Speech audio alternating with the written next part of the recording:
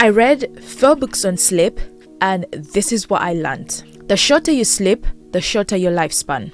Being good at sleep isn't being good at baseball or public speaking. You don't win any awards for being a good sleeper, and no one praises you of how awesome you may be at sleeping. When you're fully aware of something, the importance you attach to that particular thing is very different.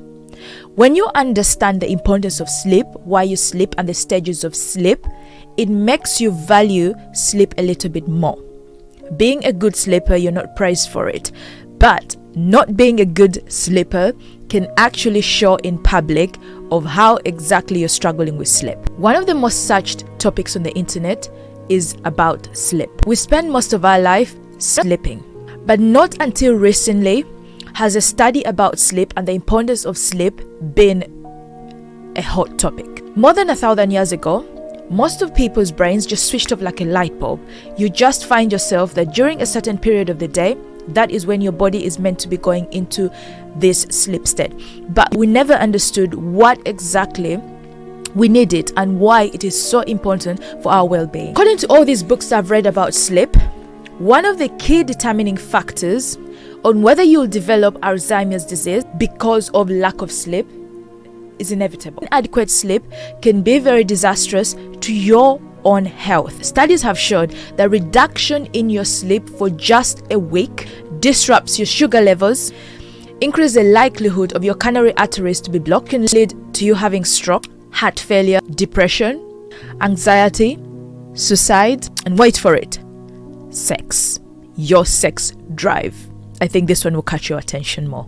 Think about it this way. If you have been sleeping less, perhaps you have noticed a desire to eat so much when you're tired. This lack of sleep generates a concentration of a hormone that actually makes you feel hungry. This is why you tend to pick up chocolates, sweet things, when you have had less sleep to make you feel better. When it comes to sleep, it involves 3 distinctive stages: light sleep, deep sleep, REM sleep. Let's just break it down. When you start to close your eyes and start sort of slipping off slightly a bit, that's when your core body temperature starts to fall. This is during the time where people start to experience this hyperjack, the people that twitch, when they are sleeping, or twitch when they begin to sleep. It normally happens in the beginning when they are sleeping, or when they are in between wakefulness and trying to fall asleep. It's not when they are in actual deep sleep. Someone rarely twitches when they are in deep sleep. In stage 3, you dive into deep sleep. This is the point in your sleep state that you're more relaxed and very difficult to be woken up. In this stage, your immune system is being boosted, and if you have insufficient sleep, and during this period, your body produces a protein called cytokines, is responsible for helping you fight infections. So the mere lack of sleep itself makes you more vulnerable to catching colds and reduces the efficiency of vaccines against any diseases such as flu. Insufficient sleep causes those small things that you think, it's just me. I always wake up in the morning having a cold. I always feel tired when I wake up in the morning. Your body did not get into deep sleep. And when you have less sleep, your body cannot go from stage 1 to stage 2 to stage 3. Sometimes you only have stage 1 and stage 2, and you do not have stage 3, which is the deep sleep that you must have to boost your immune system. Therefore, you're functioning on stage 2 sleep rather than on stage 3 sleep. When we look at page 4 of Why We Sleep by Matthew Walker, he says the recipe to weight gain is lack of sleep. On page 29 of 4 Weeks to Better Sleep by Michael Mosley, he says that lack of sleep makes you fat. In the book Sleep Smarter by Sean Stevenson, he talks about how sleep deprivation is the leading cause to weight loss. So regardless of any book that I have read, one of the common factors to the reason as to why you're struggling with losing weight, it is associated to your sleep pattern. So when you lack sleep, when you don't sleep enough, you're more likely to gain weight or actually lose dramatic weight. If you don't understand the value of sleep, then you are likely to underestimate its power. Many famous people that we know, very many business people that we follow, creators, gurus, successful people tell you about the power of less sleep and working more. So we are living in a generation whereby most people are prioritizing working on projects, working hard, pushing as much as they can at the expense of their sleep. But what we tend to forget is that this is very dangerous, because the money that you're working hard for, you need to be alive to enjoy the benefits of your labor. If you underestimate the power of sleep, you're going to spend the time when you have got that money trying to take care of yourself and try to recover. You cannot take back years of sleep because they are gone. You can only try to improve it to better yourself. Forget that the majority of people that are very successful are battling hidden health issues, that they don't tend to tell us. And most of them, if you look deeply at it, is because they spent 20 years working recklessly, relentlessly to get that money at the expense of their health, at the expense of their sleep. In the book Restful Sleep by Deepak Chopra, we need to understand the nature of our mind and our body. The connection between them allows us to have a restful sleep. Your mind and your body have to be fully connected in order for you to have a restful sleep. Studies have shown that your body renews itself every single time. 90% of the atoms that make up your body are renewed. In every 6 weeks, you have a new liver. Every month, you make new skin. Every 5 days, you make a new stomach lining. Even your skull is renewed every 3 months. The human body is very busy at allowing you to function. The human body is very busy trying to make you stay at float. It is trying its best to make sure that you fully function. So every single time it's trying to renew yourself. The skin you had now is not the same skin you had 10 years ago. We'll be lying to ourselves thinking that our body, our mind, and everything that has to do with it is still the same 10 years ago. That is why it is very important for you to have restful sleep. In the state of stage 3, when you're having the deep sleep, your body fully renews itself and recovers areas in which you need more recovery.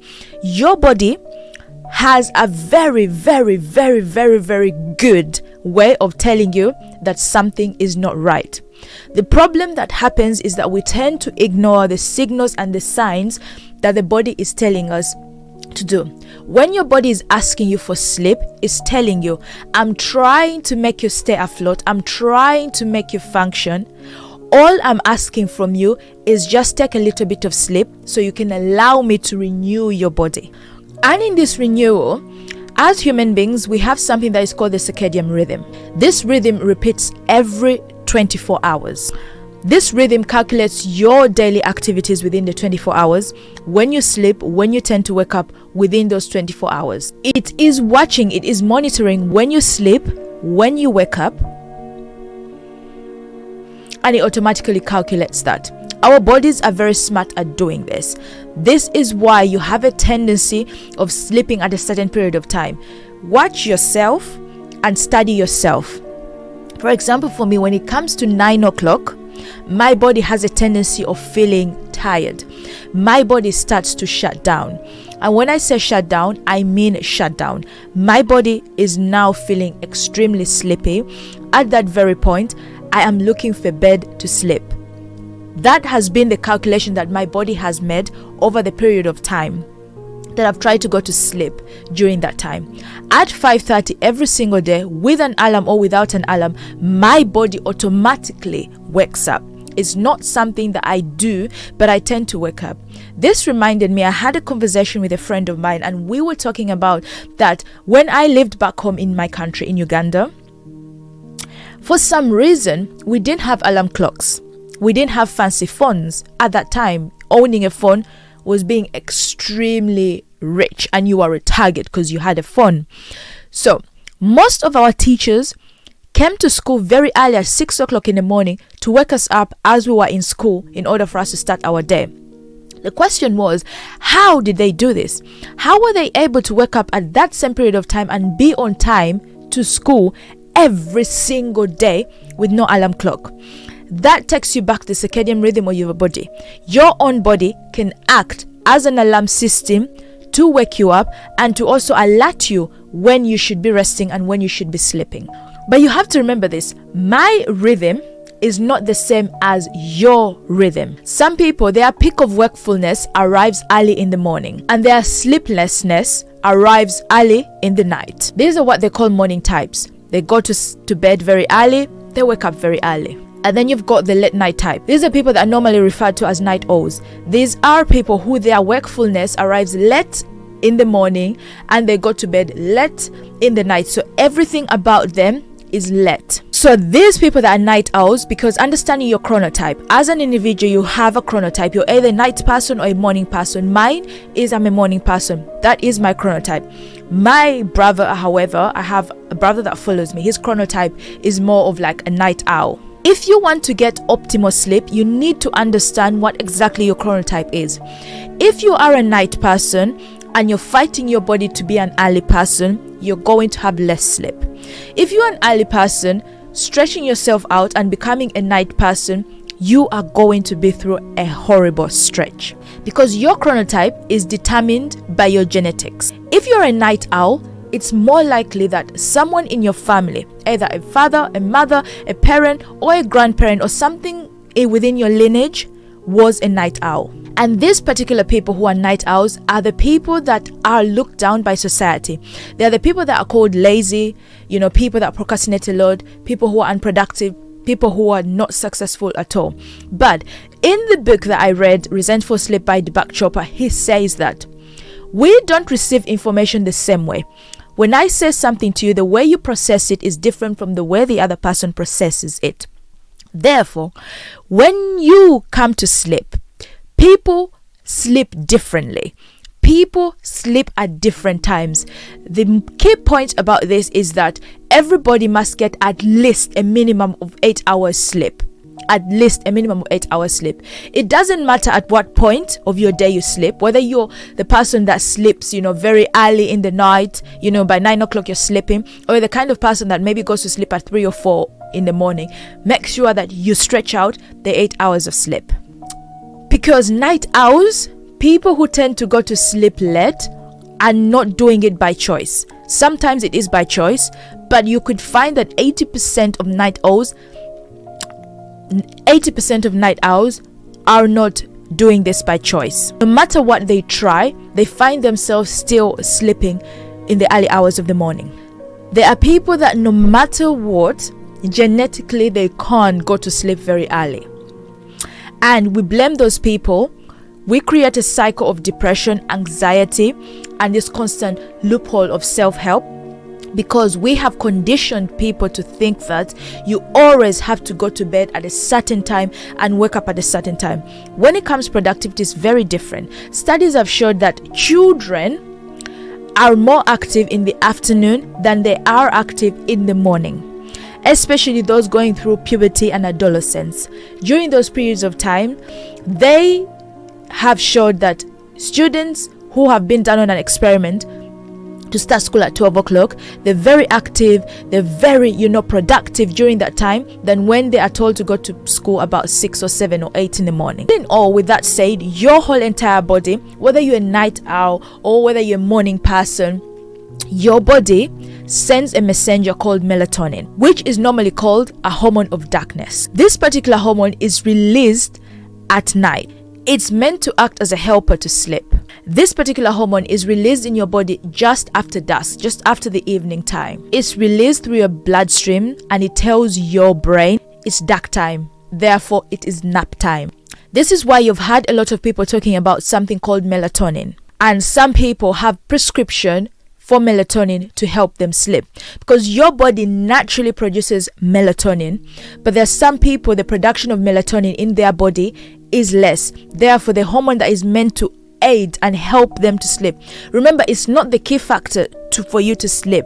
It is a helper in you getting that optimal sleep. So some people end up supplementing melatonin in their body to add on to what they have got so they can have a restful sleep. I personally don't struggle with going to bed to sleep. I used to struggle with going to bed to sleep, and I'll tell you this for a fact. I used to sleep at 6 o'clock in the morning, but what was discovered with me was because I lacked vitamin D. an important factor that you need when it comes to sleep. But over the years, over the last 5 to 6 years, my sleep has improved. I sleep up to 8 hours. I'm a morning person. I'm always making noise for everybody. I'm always talking very early in the morning, and sometimes they want to kick me out of the house because I'm so up and happy in the morning. Now, these are some of the tips that I know have worked for me that maybe you can try, but one by one, okay? Tip number 1 is sleep around the same time and wake up around the same time. Your body will clock this pattern. It will automatically do the switch off and the switch on for you. Personally, like I explained, I tend to go to sleep around 9 o'clock. I used to set my waking up alarm at 5:30 in the morning. Whether I have got 6 hours sleep or 5 hours sleep, I'll still wake up at 5:30 in the morning. So my body registered 5:30 in the morning as my waking up time, and that became sort of a pattern because this is something that I've fully conditioned my body to. But because of this, I have to occupy my morning with certain things and activities in the morning. When you wake up very early in the morning, there is not much that you can do unless you're actually going to work. So what I do is that I always work out very early in the morning. That occupies my space. I know once I wake up at 5:30 in the morning, I have a class to attend at 6:15. My aim is to get to that class and do exercise. So my morning is very occupied. So I don't have the tendency of like, I've woken up at 5:30. What can I do? I experimented this, last week where I decided to wake up at 5:30 and look for what to do. I ended up going back to bed and I felt so tired again. So try as much as you can to either sleep at around the same time or get into bed around the same time, or try to wake up at a particular time. Set your alarm for the first, couple of months continuously, and that alarm at some point will not be useful anymore because your body will naturally register that and your body will automatically wake up at that time. The other one is I don't personally drink coffee. So coffee is not in my system. However, teas do have caffeine in them. I rarely drink tea as well. But from all the studies that I've had and from the people that I've listened to, try as much as you can to avoid drinking coffee during the afternoon hours because coffee has a slow release system. Coffee is not bad for you because coffee acts as an antioxidant, which you absolutely need in your body. But the way in which you're drinking coffee is affecting your sleep. Drinking coffee in the evenings or drinking coffee in the late afternoons does affect your sleep in the evening because the release of coffee in your body is really, really slow. The coffee that you drank now is not going to quickly start in your body now. It takes a couple of hours before it goes through your system and starts working. So by the time it starts to work, your body is also producing melatonin that is meant to be a sleep, hormone to allow you to sleep. But then you've put caffeine that is meant to fight that sort of sleep situation. Therefore, your body will end up being in a fighting mode and you struggle with sleep. That's why you're struggling with sleep. Your body is calm, but you're struggling to go to sleep because things within your body are fighting themselves. The other one is fix your gut to fix your sleep. The food you eat dramatically impacts the quality of sleep you get. The environment in your body can either break or make getting a good night's sleep. I personally don't eat any food after 9 o'clock. If I do eat after 10 o'clock or late in the night, it means that either I didn't eat all day and I pushed my body, or I'm stressed about it. Remember, 95% of serotonin is located in your gut.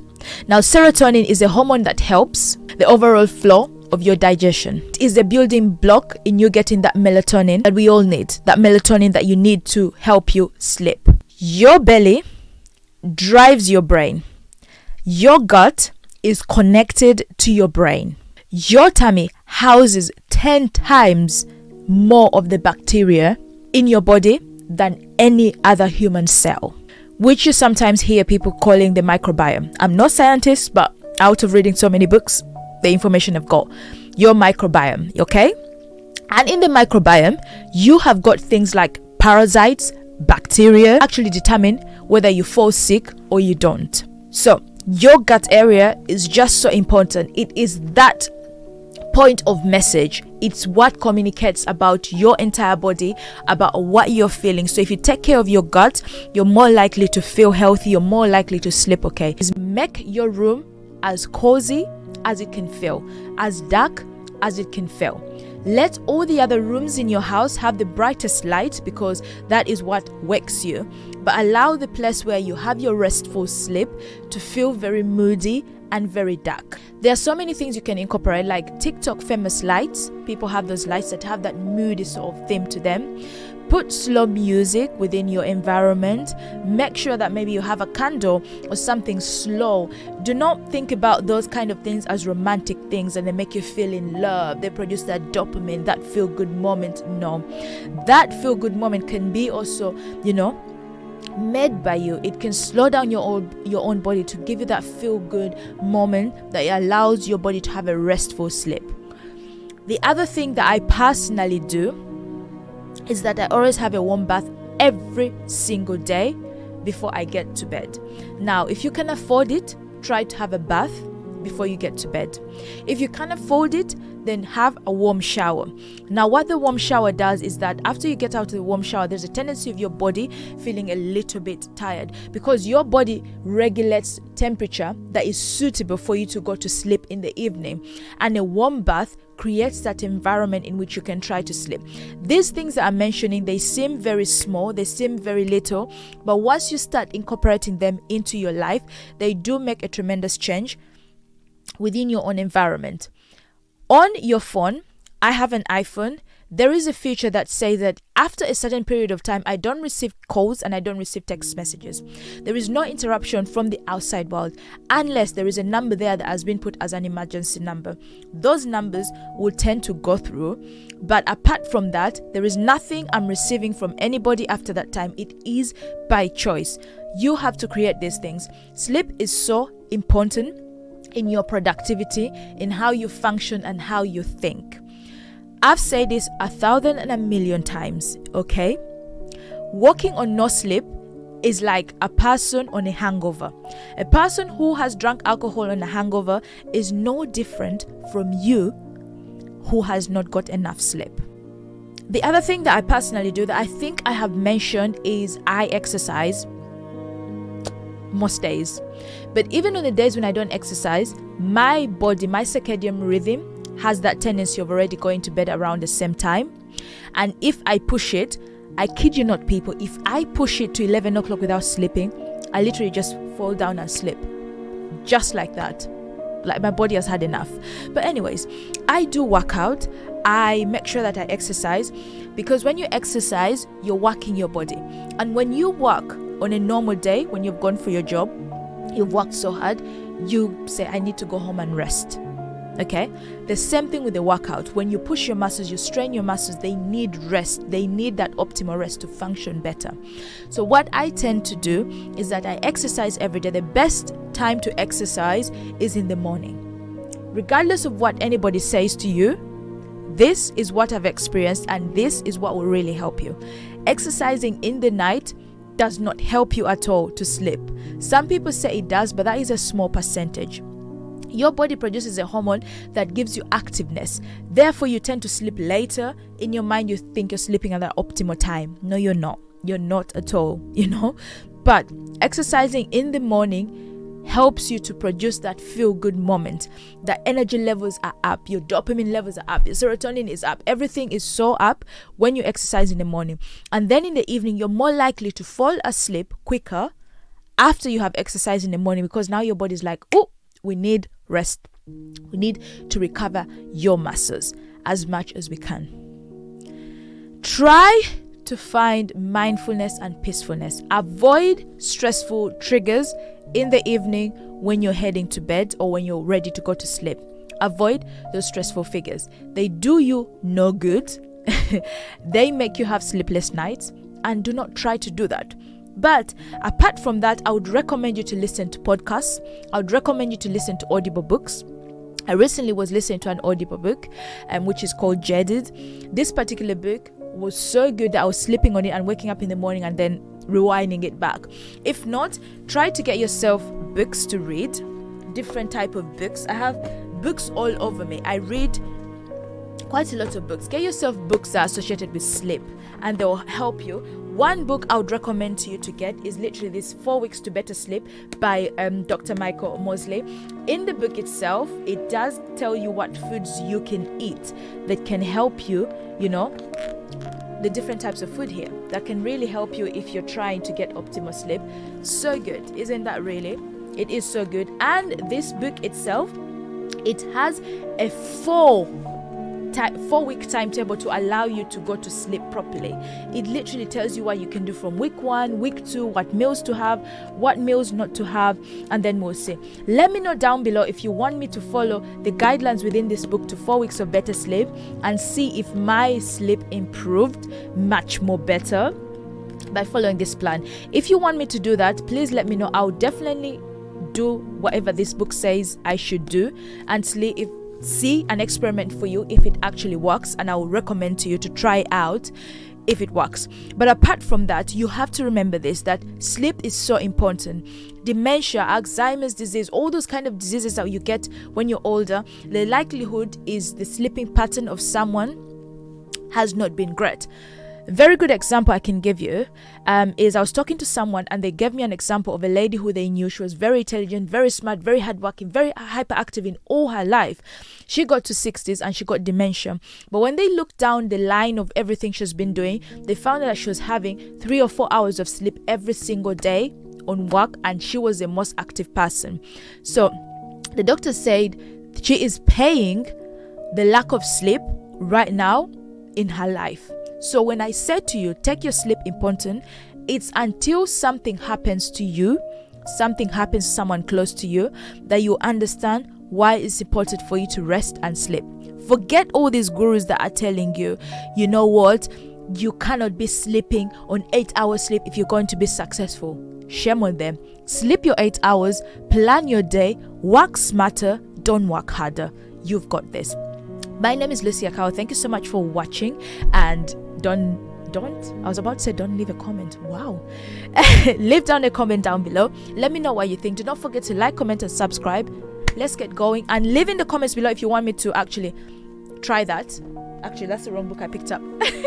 And leave down in the comments below if you really want me to actually do the experiment in this 4 weeks to better sleep and see if they actually improved, if my sleep actually improved. Apart from that, have a lovely day, and I shall speak to you soon.